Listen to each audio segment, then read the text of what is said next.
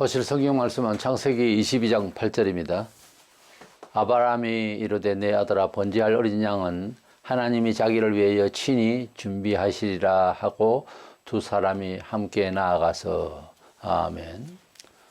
아브라함이 하나님께서 약속하신 후손을 100세에 낳았습니다. 그 이삭이 건장한 청소년으로 자라서 정말 가장 힘이 나고 잘 성장했을 때에 하나님께서 아브라함을 시험을 하시려고 그 아들 이삭을 제물로 바치라 이렇게 명령하셨습니다. 그때 사라는 참 아름다운 여인이지만은 그런 이론을 하면 이것은 불가능한 상황이니까 아내 사라에게도 이 말을 언론하지 아니하고 말하지 않았습니다. 그는 아들을 바치라는 하나님의 명령을 순종하기 위해서 종들에게 나무를 짐지우고 아들과 함께 모리아산 아래에서 이제 종들은 또 같이 올라가면 아들을 제물을 바치는 상황이 벌어지면 만류할까봐 산 아래 두고 아들과 함께 올라가는데 아들이 장성한 걸 알 수 있는 것은 제물을 불태울 나무를 치고 올라가는 상황이 있기 때문에 그렇습니다. 어린 나이가 아니고 다 큰 청년이에요. 그래서 올라가면서 아버지 불과 제물을 태울 나무는 있는데 제물이 어디 있습니까? 이렇게 물었을 때 그 제물을 하나님이 친히 준비하시리라 이렇게 말씀하신 내용이에요. 그렇다고 해서 네가 제물이다 이렇게 직언하는 것이 잘하는 건 아니거든요. 무엇이든지 우리가 하나님의 뜻을 전달하는 데는 상대방이든지 누구든지 무리하지 않고도 뜻이 제대로 전달될 수 있으면 잘하는 겁니다. 14절에는 보면 아브라함이 그 땅 이름을 여호와 이레라 하였으므로 오늘날까지 사람들이 이를 여호와의 산에서 준비되리라 하더라. 그래서 이 여호와의 이레라는 말은 하나님이 준비하신다 하는 그런 뜻입니다. 그래서 아브라함이 아들을 바치려고 할 때에 천사가 말려고 하나님의 음성이 들려서 아브라함이 아들 이삭을 잡는 것을 만류하시니까 뒤로 돌아보니 수풀에 이제 뿔이 걸려있는 수양이 있었습니다. 그것을 아들 대신 제물로 드린 그런 아주 특별한 사건이었죠. 그래서 아들을 묶어서 분제단에 올려서 칼로 들고 이제 잡으려고 할 때에 우리가 그 아들은 무슨 심정으로 아버지를 보았겠느냐 하는 겁니다. 그렇게 아버지를 존중하고 아버지께서 하시는 일은 다 옳다고 신앙적인 그런 소통이 있었지 않나 싶어요. 아브라함이 하나님께 순종하는 거나 자식인 이삭이 아버지의 하는 행동에 대해서 조용히 눈을 감고 죽음에 들어서는 거나 부전자전으로 정말 하나님 앞에 받으실 만한 부자간의 그런 시간이었습니다. 그리고 그 아들 대신 바치라고 하는 수양을 잡아서 거기서 숯불에 걸린 그 양을 이제 대신 잡아서 번제를 드릴 때에 그 아버지와 아들은 무슨 마음이었겠습니까? 그리고 제물을 드리고 난 뒤에 아버지와 아들이 내려올 때에 과연 무슨 말을 하며 어떤 얼굴로 서로 쳐다보고 내려왔을까 상상만 해도 너무도 은혜롭고 아주 감사한 그런 시간이 있지 않았나 싶습니다. 제가 혹 그런 생각을 해봅니다. 내려올 때는 아버지가 아들을 지게다가 치고 그렇게 업고 내려왔을까? 아니면 아들이 아버지가 존경스러워서 아버지를 이제 지고 그렇게 내려왔을까? 나무를 지고 갔던 거기에 이제 아버지가 한번 올라갔다 아들이 한번 올라갔다가 그렇게 해서 서로 번갈아 가면서 지고 내려왔을까? 아니면 아버지가 너무 감사해서 아들을 지고 기쁜 마음으로 내려왔을까? 여러 가지 생각을 해봤습니다. 어쨌든 아버지도 죽은 마음이고 아들도 죽은 마음으로 번제를 드리려고 했던 그 놀라운 일이 하나님의 마음을 크게 감동시켜서 그때로부터 하나님께서 정말 약속하기를 과연 네가 나를 사랑하는구나 하시면서 축복하시고 그 아브라함과 이삭을 크게 복 주실 것을 또 말씀하셨습니다. 그렇게 부자간에 하나님을 순종하는 그 산, 모리아 산인데 그 산이 바로 예루살렘 성이 후대에 지어진 곳이 됩니다. 하나님께서 받으실 영광의 산, 승리의 산, 시온산이 되는 거죠. 그래서 이 예루살렘 성이 서게 되는 이 산의 사건은 그 후대가 계속 그 아브라함을 생각하면서 하나님을 믿으려면 그 정도가 돼야 된다는 그런 상징적인 믿음의 사표가 되었습니다. 그래서 아브라함은 이 내용 때문에 믿음의 조상이라는 별칭을 주기도 했습니다. 그래서 신약의 예수님께서나 사도들이 성경을 적을 때 아브라함에 대해서 아브라함이 이삭을 바치던 때를 항상 기록을 했습니다.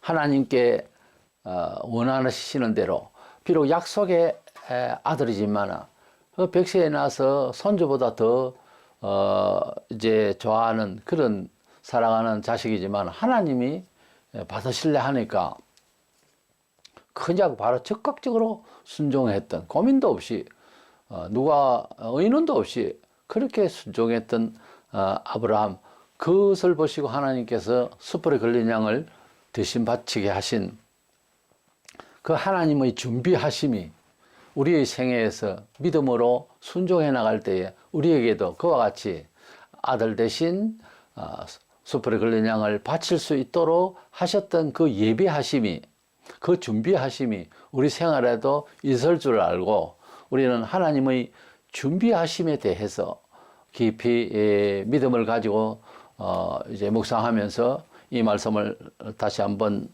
상고하고자 합니다. 하나님이 우리 인생을 성경을 통해서 구원받게 하시고 은총을 주시는 언약을, 복음의 언약을 주셨는데, 하나님은 이 만물을 지으시고 이 만물을 다스리시며 특별히 이 사람을 통하여서 당신의 영광의 모습, 당신의 살아계심의 그 전능하심과 의와 은혜를 우리에게 체험하게 하시고 도우시는 하나님이신데, 그 모든 것들을 예정을 해서 그 섭리를 준비를 다 해서 적용을 시키고 계신다는 거죠. 하나님께서 창조를 하시고 이것을 운행하시는 가운데는 모두가 다 프로그램이 다 되어 있다는 거죠. 우리는 그것을 잘 모르죠. 다만 어떤 의미로는 예측은 할 수 있지만 구체적인 시시각각에 일어나는 일들은 하나님의 예정 섭리에 있다는 겁니다. 그래서 존 칼빈의 신학을 이어서 예정론이라고 하는 것이 장로교에서 아주 중요한 교리를 통하여서 하나님의 의지에 대해서 그렇게 예정하시고 이 세상을 이끌어 가신다 하는 것을 우리가 고백하게 됩니다. 세상을 지으신 하나님은 우리가 만나는 모든 우연한 일 같은 것도 전부 섭리 가운데서 있다는 거죠. 일어나는 현상에 대해서 우리가 이런 현상이 어쩌다가 이렇게 생겼느냐 하고 혹시 우울한 일을 만나거나 충격적인 일을 만났을 때에도 하나님의 나중은 선으로 최선으로 이끄실 어떤 프로그램 속에서 이런 시험이나 징계까지도 생긴다는 거죠. 은총도 마찬가지로 모든 미래상은 하나님의 계획대로 되어지는 겁니다. 우리가 유치원생을 이끌어가고 하는 선생님이 아이들이 소풍을 가더라도 어떤 불편한 점이나 위험이나 있을까 하고 전부 사전에 준비를 하잖아요. 그래서 하나, 둘, 셋, 넷 하면 따라가더라도 선생님이 어떤 프로그램에 의해서 따라가는데 아이들은 다는 모릅니다. 다만 우리 선생님, 우리를 잘해 주시는 선생님이시다, 그것뿐이죠.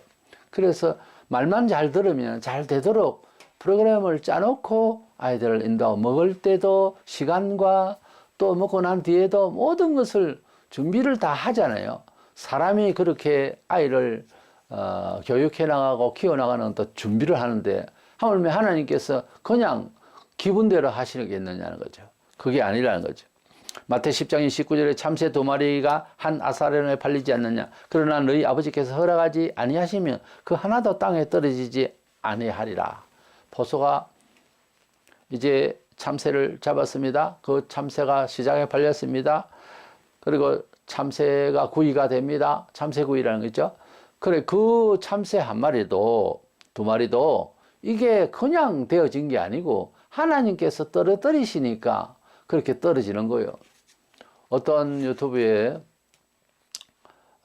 북한에서 이제 뭐가 잘 하려고 하다가 오히려 윗선에서 죄를 뒤집으셔서 상형을 받은 부부가 있었습니다. 딸 하나 있는데 그래서 둘을 세워놓고 이제 총살을 이제 그 사형을 시켰어요. 그러면 즉시로 이제 기둥에 묶어놓고 있던 사람을 풀어서 시체 버리는 곳으로 이제 추락에 싣고 가게 되는데 가는 중에 이 대위라는 남자 이 대위를 알아보는 병사가 있었습니다. 그것을 시체 처리하는 사람이 보니까 자기에게 너무 잘해준 사람이 이제 총을 맞고 죽은 거예요. 그래서 사살됐다고 죽었다고 던진 것이 그 남자도 그 아내도 살아 있었습니다. 그래서 있을 수 없는 일이 생긴 거예요. 그러니까 이 사람은 총살형으로 죽은 것으로 이제 북한에서는 돼 있는 거죠. 그런데 그를 잘 보살펴서 나중엔 이제 살아서 그렇게 그 사람들이 딸도 나중에 만나게 되고 그렇게 기적이라도 그런 기적이 있을 총살로 지금 당했는데도 그래도 살려 하니까 몸을 관통을 하더라도 이제 동맥이나 이런 혈관을 이제 통과하지 않았던 거예요. 총 안에 들어가면 배 돌면서 여지없이 죽게 되는데 한 방이라도 다 가는 건데 심장을 찔렀는데도 그것이 피해가거나 이렇게 돼가지고 둘 다 살은 거예요. 하나님께서 사람을 살리시려면 이제 현장에서도 이렇게 살리시는 하나님이시더라는 거죠. 구사일생이라는 말이 있잖아요. 하나님이 데리고 가시려면은 편히 자다가도 숨을 거두는 수가 있죠. 그래서 우리가 가지고 있는 인생의 모든 과정에 일들이 하나님의 장중에 있더라 하는 겁니다. 그래서 참새 2마리도 하나님이 떨어뜨리니까 죽었다 그거예요. 데살로니가서 2장 13절 14절에 형제들아 하나님이 처음부터 너희를 택하사 구원을 받게 하심이니 이를 위하여 우리의 복음으로 너희를 부르사 우리를 구원하시려고 누군가를 통하여 전도를 받게 하고 그래서 우리가 예수를 믿게 되었는데 이런 일들이 다 짜여진 하나님의 설계 안에 있더라 하는 것입니다. 그렇게 믿기까지는 여러 하나님의 뜻을 많이 듣고 살펴봐야 되겠죠. 그래서 가장 중요한 것은 먼저는 우리가 개인의 생활의 처지가 다 다른데 예수를 믿게 되었을 때에 내가 어쩌다가 하나님을 만나게 됐을까 하는 깊은 그런 묵상이 필요합니다. 그래서 그것을 깨달아야 되고 그런 감사가 있을 때에 일상생활 예수 믿는 생활 가운데서도 하나님의 인도하심이 상당히 긍정적으로 받아들여지고 그래서 기도할 용기도 생기고 그런 거예요. 나와 같은 이런 사람을 어떻게 구원하신 일이 이렇게 어떤 사람을 통해서 전도를 받거나 이런저런 과정이 있었을까 하는 것을 깊이 생각하면 성경에 보면 사람을 구원하시는 일이 하나님이 인도하심이 여러 가지로 상황이 있고 말씀을 하셨어요. 그렇다면 우리에게도 특별히 이방인은 우리에게도 그렇게 하나님의 프로그램이 있어서 나를 구원하시려고 하는 섭리가 있었구나 하는 것을 생각하면 너무 크게 감동이 되지요. 이래서 하나님은 세상 만사를 우리 성도들에게도 모든 지구촌의 시간대에 문화적으로 일어나는 모든 일들이 좌충우돌되는 것이 아니고 섭리 가운데 이루어진다 하는 겁니다. 그래서 하나님의 예정 섭리를 믿는 거예요. 두 번째 생각하는 것은 하나님께서 그 예정 섭리 가운데서 어떤 일을 이루어 주실 때에는 사람이 노력하고 사람이 힘을 쓰고 사람이 계산하는 것을 수십 배로 능가하는 그런 은혜로 넉넉히 이루어 주실 준비가 되어 있어요. 하나님의 역사는 그러니까 굉장히 풍성합니다.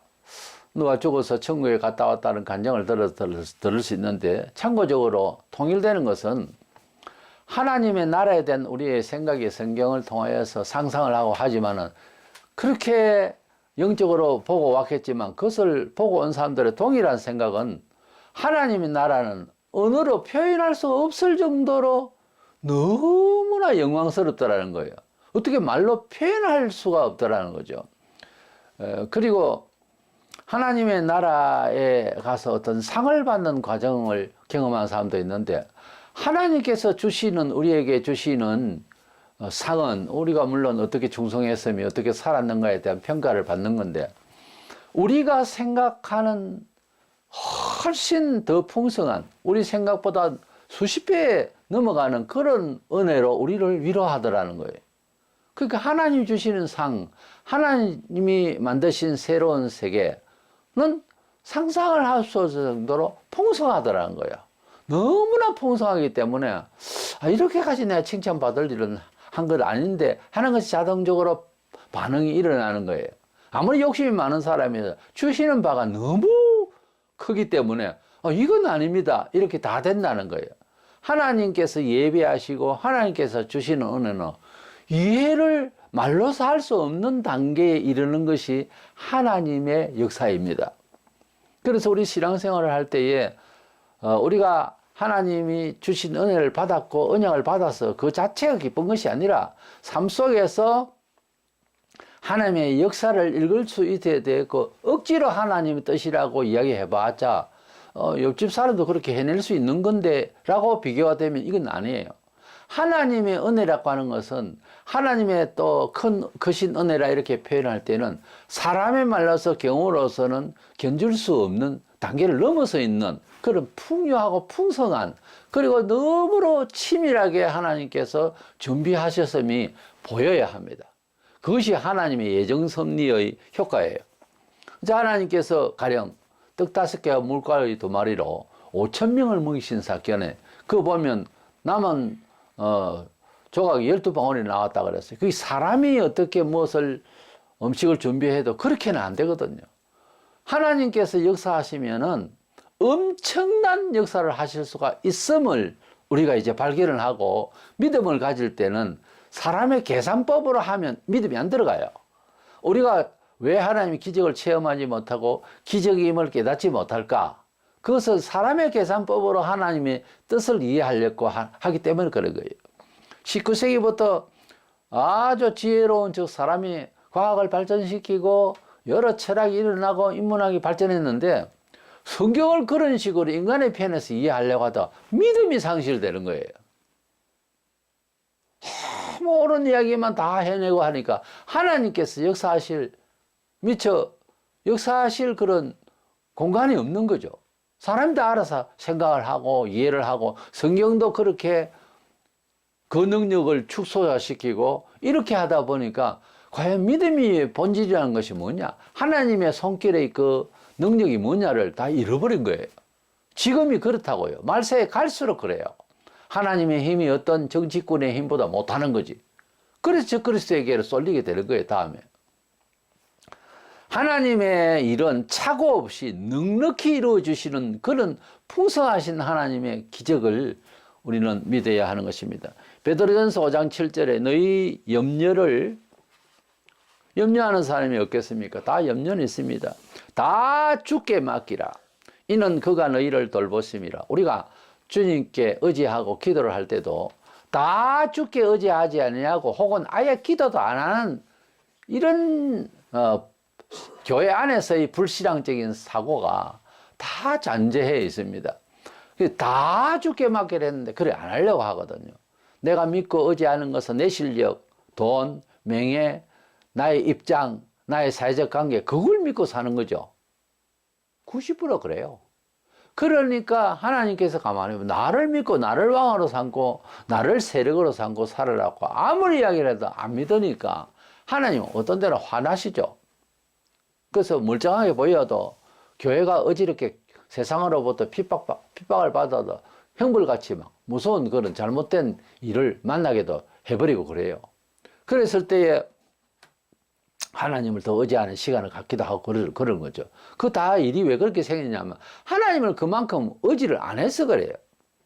특히 말씀을 살아가는 오늘의 삶은 지구촌 전체가 불안이고 그리고 전쟁이 너무 지금도 중동전쟁이 확대되고 있고 이래서 불안한 시대를 우리가 살고 있습니다. 그러나 이런 말세에도 하나님께서 성도들에게 믿는 자에게 어떤 보호하심의 풍성하심이 항상 배후에 있다는 것을 우리가 생각을 해야 됩니다. 베드로전서 1장 5절에 너희는 말세에 나타내기를 예비하신 구원을 얻기 위하여 믿음으로 말미암아 하나님의 능력으로 보호하심을 받았느니라. 우리가 어떤 지역마다 시대마다 받는 여러 가지 도전되어 오는 전쟁이나 또는 병이나 여러 사회적 환경이 있습니다. 이런 모든 말세에 나타나는 이런 모든 것들을 다 제치고 방어해주고 구원하시려고 하는 것을 하나님께서 예비하시다 했어요. 예비하신 구원을 그랬어요. 그 예비하심이 있으시다. 이걸 믿고 의지하고 기도하고 일을 생각하는 겁니다. 하나님의 뜻대로 살려고 하는 자에게는 그 뜻에 맞는 은총을 예비하시고 계신다. 인도하심이 예비하심이 있으시다. 아브라함은 하나님께서 아들 이삭을 제물로 바치는 명령을 받았을 때에 어떻게 보면은 예상 외의 일이니까 큰 충격을 받을 만도 한데 어째서일지 모릅니다. 그러나 하나님께서 주신 것도 자식도 하나님 것이지만은 하나님께서 일단 명령을 하시면은 주님이 말씀하신 대로 아들보다 부모보다 나를 더 사랑하라 그랬기 때문에 그런 믿음을 실제 이제 행동으로 옮긴 거예요. 자식보다 하나님 아버지가 먼저다는 거지. 이게 일반적인 부모로서는 가질 수 있는 마음이 아니거든요. 그 정도의 순종심이 있었어요. 그 정도의 감사함과 그 정도의 하나님 앞에서의 소통이 되어 있는 거예요. 아브라함이. 아브라함 믿음의 조상이라는 말이 그냥 나올 수 있는 말이 아니에요. 이 정도의 사람이었다는 거죠. 하나님이 주실 우리가 복을 구하고 하나님의 은혜를 구하고 이렇게 하는데 그 복이라는 히브리어로 바라크라는 말을 단어를 찾아보면 무릎을 꿇다 이래 돼 있어요. 또 찬양하다 이래 돼 있어요. 진정한 복은 하나님께 굴복할 때 온다는 거지. 복이라는 게. 그 찬양을 하나님께 찬양을 한다는 것은 영광을 돌린다. 할렐루야라는 하나님을 찬양하라 이런 뜻인데 하나님께 영광을 돌린다 이런 뜻입니다. 그러니까 나는 없고 모든 일들과 내 자신이 하나님의 뜻 가운데로 사용되어질 뿐이고 영광을 위하여서 존재한다는 거지. 인생의 존재의 가치관과 인생관 자체 모든 문화관에 대한 우리의 의식 자체는 하나님을 위해야 된다 이런 거죠. 그 눈이 열리면은 덜덜덜 움직일 때 하나님을 위하여 춤추고 있는 것이 보일 것입니다. 하나님을 위하여 생겼다. 새들도 새가 운다 하지만 새가 노래를 하게 되는 그런 것으로 보인다. 하늘의 별빛이 그냥 보이다가 하나님의 영광을 위하여 만들어진 것으로 눈이 확 열리면 별들이 하나님 눈빛같이 반짝거립니다. 그래서 우리가 하나님을 위한다고 하는 말은 곧 내가 복을 받는다는 말이에요. 하나님을 위하려 하는 자가 빳빳하겠습니까? 목이 빳빳하게 되겠습니까? 무릎을 꿇어야 되겠죠. 그래서 복이라는 말은 하나님 앞에 무릎 꿇은 자 이런 뜻이죠. 바라카라는 말 자체가 그래서 찬양한다는 말도 바라카예요. 그러니까 복을 받으려면 하나님께 찬양하고 하나님 앞에 무릎 꿇어야 된다는 거죠.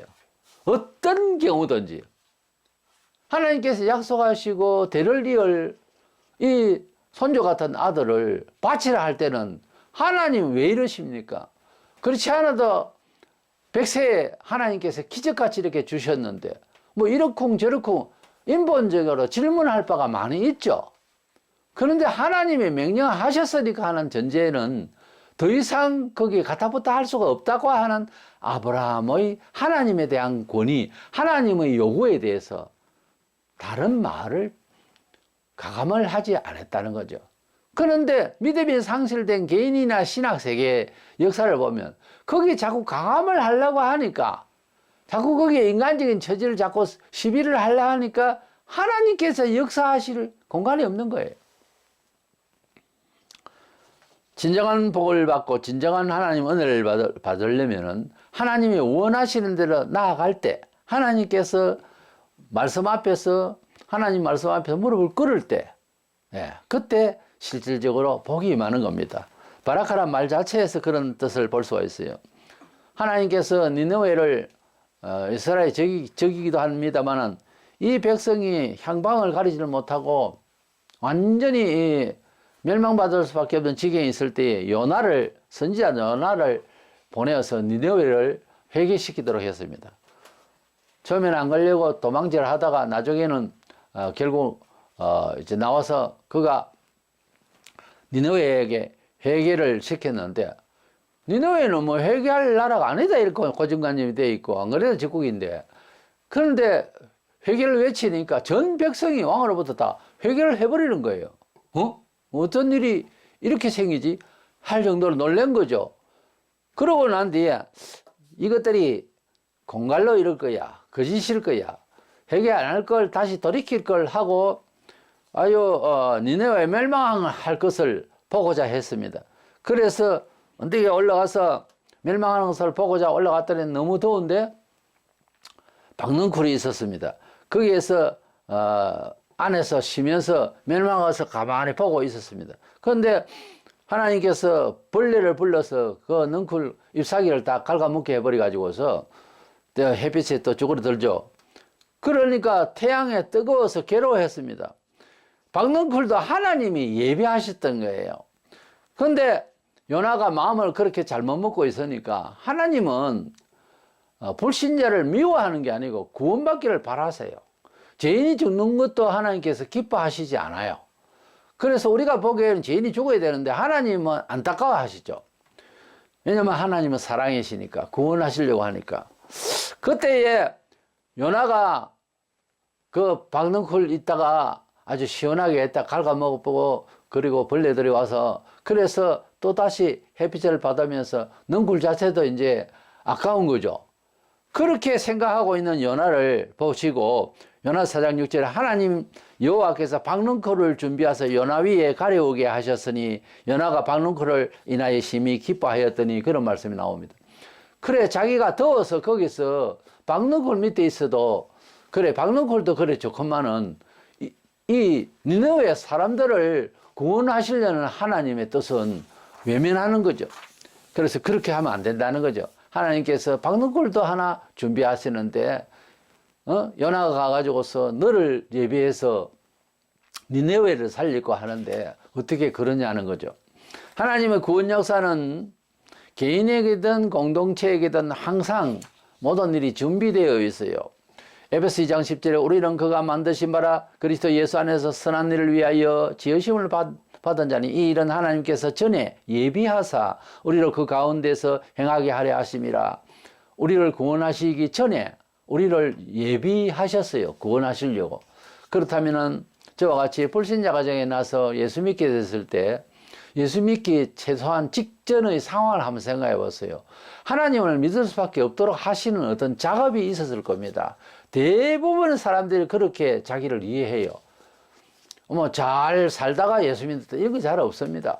뭔가가 하나님 앞에 와야 하는 상황이 벌어져요. 예비하신 거예요. 출애굽기 23장 20절에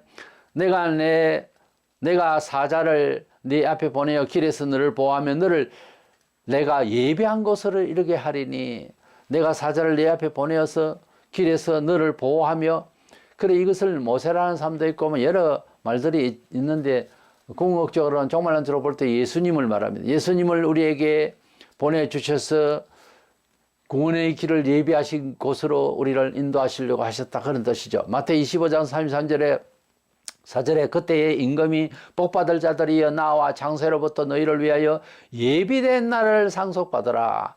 어떤 사람은 지구를 재건축해 가지고서 무공해로 만들어서 새로운 지구로 만들어 가지고 여기를 천국으로 하고 아마 우리를 살게 하실 것이다, 이렇게 말하는 학자도 있는데, 그것은 아니에요. 하나님의 천국은, 하나님의 새하늘과 새 땅은 다시 재창조의 나라죠. 새하늘과 새 땅은 미리 준비가 되어 있습니다. 미리 준비된 나라를 가는 거예요. 나중에 뭐 하나님께서 뜻을 돌이키시고 지구를 이제 뭐 새로 만들어 볼까 해서 재건축을 하고 그렇게 된 것이 아니고요. 하나님의 나라는 예비된 나라라고 했어요. 이미 천국은 준비되어 있습니다. 그래서 모든 하나님의 역사적인 우리의 미래는 전부 준비된 곳으로 가게 되고 준비된 곳을 만나게 되고 준비된 것을 받게 됩니다. 그런 점을 알고 미래의 시간에 대해서는 우리가 맞이할 때 이건 준비된 것이다, 이렇게 생각을 할 줄 알아야 되겠습니다. 하나님께서 복을 주실 때도 준비하시고 구원을 받으실 때도 예비하신 뜻대로 통로로 상황을 이렇게 연출하시고 우리를 그곳으로 인도하셔서 구원하시는 그 예비하심이 벌을 하실 때도 예비하십니다. 시편 7장 13절에 죽일 도구를 또한 예비하심이여 그가 만든 화살은 불화살들이로다. 우리가 이제 징계를 받거나 불신자가 이제 형벌을 받을 때에 갑자기 일어난 하나님의 뭐 기분파가 아니고 하나님이 갑자기 뭐 마음을 먹고 어떻게 이제 홧김에 어떻게 불지르는 것이 아니고 하나님께 다 예비하신 가운데에 일어나는 일인데, 사람을 칠 때도 매를, 그 징계의 도구를, 상황을 예비하세요. 사람이 이렇게 길을 가는데 저 중간에는 웅덩이가 하나 있습니다. 그것을 피해 가야 되겠죠, 우리가. 그런데 엉덩이에 뭔가를 빠질 준비를 하고 있는 거예요, 하나님께서. 모든 앞날은 어떻게 짜여져 있는 우리가 안 보인단 말이에요. 우리가 하나님 앞에 회개하고 돌이키면은 그 준비한 것들 또한 걷어내실 수도 있어요. 다 예비대로 된다, 이 말입니다. 미가서 6장 9절에 너희는 매가 예비되었나니, 아수르를 말해요. 그것을 정하신 네가 누구인지 들을지니라. 매도 하나님께서 예비하신 거예요. 바벨론도 매로서 준비하신 거예요. 아수를 매로 준비하신 거예요. 이스라엘을 치리하실 때 이렇게 징계하실 매를 다 준비하셨다는 거예요. 마태복음 25장 41절에 또 왼편에 있는 자들에게 이르시되 저주를 받은 자들아 나를 떠난 마귀와 그 사자를 위하여 예비된 영원한 불에 들어가라. 하나님께서 벌을 하시는 것도 다 예비되었더라는 거예요. 우리 사람이 살아가는 일에 제일 잘 사는 게 뭐 회사에도 그런 이제 사원도 있을 수 있고 한데, 성실하게 살자, 열심히 살자, 알뜰하게 살자, 뭐 이런 얘기를 많이 하죠. 제일 잘 사는 태도로 이해하려고 합니다. 그런데 우리가 열심히 살고 재물도 열심히 모으고 여러 가지 사회적 성공을 위해 열심히 하는 것만 다 잘하는 것은 아니라요. 시편 39편 6절에 진실로 각 사람은 그림자같이 다니고 헛된 일로 소란하며 재물을 쌓으나 누가 거둘는지는 알지 못하나이다, 이런 말씀이 있어요. 이게 무슨 말인가 하면 심혈을 기울여서 연구하고 최선을 다해서 피땀 흘려 재물을 모으고 과학화해도 이게 어느 쪽으로 소용될지를 모른다는 거지. 사람이 실컷 버려놓고 쓰기는 다른 사람이 쓸 수도 있다는 거지, 돈을. 그러니까 어떤 목적을 가지고 어떤 하나님의 영광을 위하여서 쓰임 받을 것인가 하는 그것이 더 중요하다는 거지. 돈만 있으면 하나님께 영광을 돌릴 수 있다, 천만에요. 힘을 다해서 버린 돈을 다른 사람이 쓸 수가 있어요. 그렇기 때문에 우리는 우리의 모든 피땀 흘려 쏟아낸 일의 결과가 남을 위해서 돌아가 버릴 수도 있는 거예요. 그런 일이 비일비재합니다. 세상에 우리 경험에. 죽서서 해준다는 말, 그 말이에요. 그러니까 우리가 하나님의 뜻대로의 삶을 살지 않으면 후회합니다, 나중에는. 그렇게 쓰임을 못 받는 거예요, 잘못하면.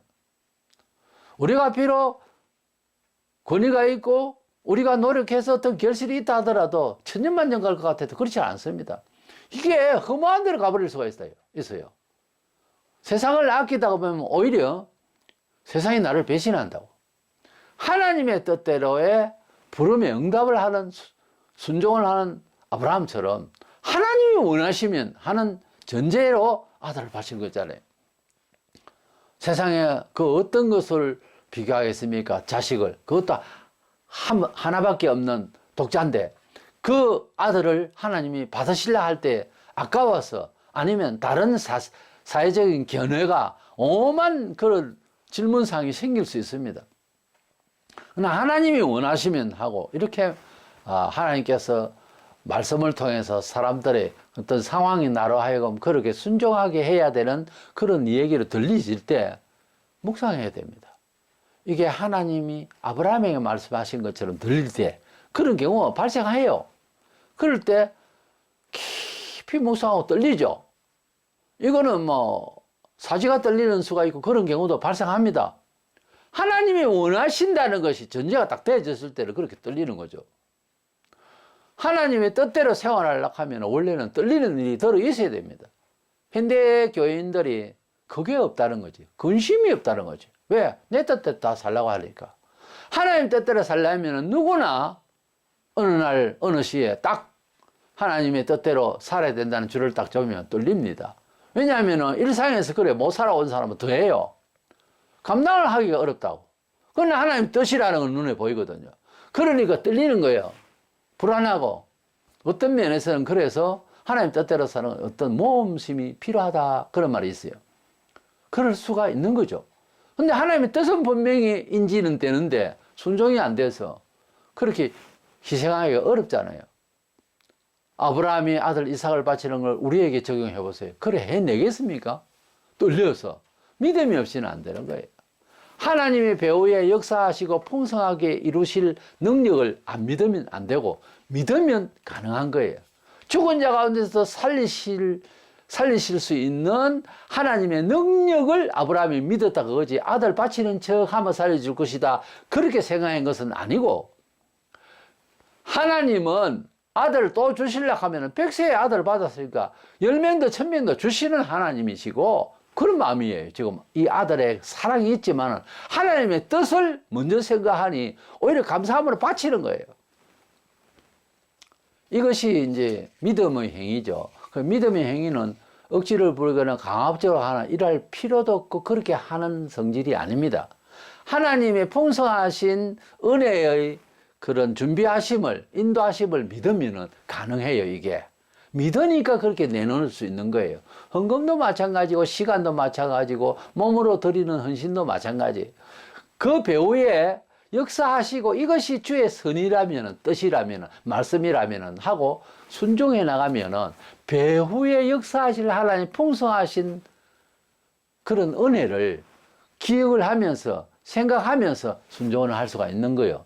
그런데 그것이 눈에 안 보이니까 안 믿어지니까 순종이 안 되는 거예요. 이게. 그래서 우리는 하나님께서 우리가 예수 믿을 때에 일어날 모든 앞날에 대한 도전되어질 일들에 대해서 어떻게 생각해야 될 것인가. 아브라함이 아들 이삭을 100세에 비록 받은 아들 이삭을 바치라는 명령을 받았지만 죽은 자 가운데서 살리실 하나님의 전능성을 하나님께 순종하면 은총을 배나 주실 것을 믿고 의지하는 그 마음만 있고 아들 이걸 어떻게 바치나 하고 현실적으로 거기에 눈을 맞추면 아무도 못하죠. 아브라함이라도. 하나님께서 역사하심을 믿었다는 거지. 하나님의 준비하심을 우리도 믿고 오늘 이 시대를 우리가 생각하면 만 가지가 다 불안합니다. 그러나 하나님께서 하나님이 주신 교훈대로 하나님의 언약을 주신 말씀대로 살렸고 하고 그것을 믿고 의지하면서 하나님의 준비하심이 여호와의 이레가 반드시 우리 사생활에도 일어날 것이다. 일어나게 하신다 하는 그 하나님의 섭리적 역사를 믿음을 가지고서 이 시대를 바라보고 도전하고 인내하고 이제 모든 일에 대해서 바로 대응을 하면 그 순종해 나가면은 하나님께서 더 큰 믿음을 주시고 마음의 영안을 열어주셔서 그 은총의 미래가 눈에 보이게 하시는 그런 신령한 영안을 열게 해 주시는 은혜. 그래서 보면 이제 됐잖아요. 향방을 모를 때에 저 멀리 깜깜한 칠흑 같은 밤중에 산에서 길을 있을 때 불빛이 보이면 되잖아요. 보이면 비록 멀고 험하게 보이고 돌짝밭이라도 뭐가 보이면 갈 용기가 생기잖아요. 그래서 우리 영안이 열릴 때 하나님께서 역사하심을 아브라함은 믿고 의지하면서 자식은 일단 잡아서 드린다는 거예요. 그러니까 어떻게 보면 자식은 일상에 정말 홈마 태우고 얻고 아이를 얼마나 사랑하면서 가까이 했겠습니까? 그런데 그 정을 다 끊어부는 거예요. 하나님께서 받으실라 할 때는 그때부터는 이건 내 아이가 아니고 재물이다 이렇게 보는 거죠. 그리고 인생이 돈이나 명예나 모든 것이 하나님께 드려져서 칼을 들어서 갈라서 그래서 불태워서 하나님 앞에 재물로 드리는 일과 돈과 명예와 나의 사적이다 이렇게 생각하고 재물을 드릴 생각으로 불을 질러서 하나님께 태워 드릴 재물로 생각해버리면 가능해요, 일을. 그런데 재물이 아니고 이거는 사람이 돈이고 이거는 명예고 이거는 내 자존심이고 이걸 생생하게 이렇게 생각해버리면 순종을 못하는 거예요. 하나님께 드릴 재물들이다. 내 몸과 내 돈과 내 지위와 내 형편과 내 실력과 나의 경험과 내 똑똑함이 다 재물이 돼야 된다. 이런 마음을 가지고 순종을 해버리면 승리예요. 이 점을 알고 우리 아브라함의 믿음은 어떤 면에 있어서 하나님을 믿는 믿음이 표준이 되어 있어요, 성경에.